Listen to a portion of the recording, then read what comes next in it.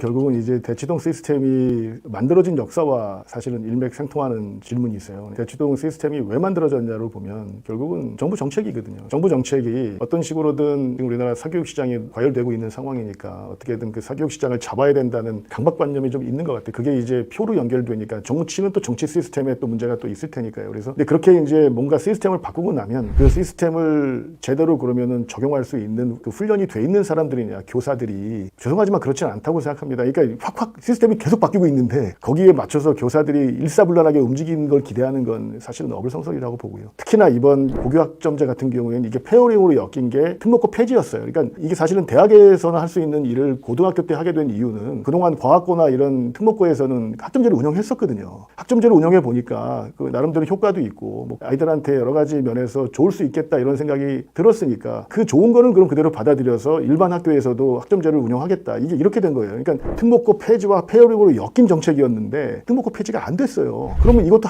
할 필요가 없는 건데 이미 하겠다고 공언을 해서 일단은 시작을 하게 된 건데 이건 저도 현역에서 이제 뭐 애들 가르치고 있지만 저 학원에서 가르치고 있지만 정말 난리 아닙니다. 이 일선에서 정말 부작용이 엄청나요. 여하튼 그게 중요한 게 아니라 이런 식으로 고교 학점제가 만들어지면 그 고교 학점제를 선생님들은 학교 선생님들은 대부분 심판에 가까워요. 그러니까 이게 정부가 어떤 룰을 바꾸면 빠르게 그 룰을 습득해서 이제 아이들한테 알려주는 자 이제 룰 바뀌었다 이런 거지. 룰이 바뀌었을 때 아이들이 어떻게 적응하고 훈련하는지에 대한 프로그램은 학교도 정부도 이 제도가 들어갔을 때 어떤 식으로 이 바뀔지에 대한 이해도가 전혀 없는 상태에서 대치동은 이미 그 이해 끝나고 그 미래까지 다 프로그램까지 다 준비한 상황에서 초등학교 중학교한테 고교 학점제를 대비한 교육을 시켰던 곳이에요. 비교될 수가 없죠. 그러니까 저는 정부가 매도우즈의 시스템 이론에서도 주로 자주 얘기하는 게 9등급제에서 5등급제 바꾸고 이런 숫자 바꾸는 거는 시스템 개입의 가장 하위이고 효과가 가장 낮은 거라고 얘기하는데 그게 제일 편한 방식이니까 정부는 자꾸 그런 식으로 시스템에 개입하려고 해요. 사교육이라는 시스템이 그런 단순한 숫자 몇 개 바꿔가지고 고쳐줄 수가 없는 크게 패러다임이 바뀔 수 없는 그런 시스템에도 불구하고 간단하고 눈에 쉽게 보이니까 학원 시간 조정하고 등급제 바꾸고 언수회 국영수로 바꾸고 뭐 이런 식의 이제 아주 효과 수준이 낮은 개입점에 들어가고 있는데 그게 그런 것들이 결국 사교육을 근본적으로 바꾸지 못하는 원인이라고 생각하는 게 맞을 것 같습니다.